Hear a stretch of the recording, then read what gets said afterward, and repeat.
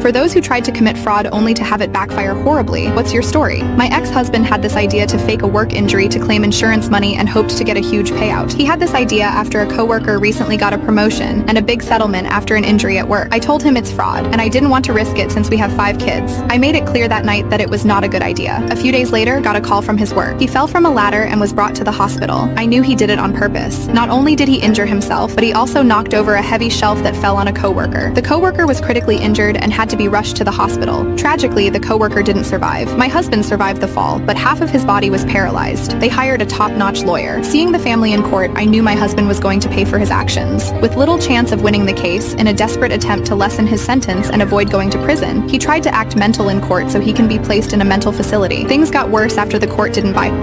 Court saw through his lies, and he was sentenced to prison for fraud and manslaughter. What's heartbreaking is that the coworker's pregnant wife is now all alone. For those who tried to commit fraud only to have it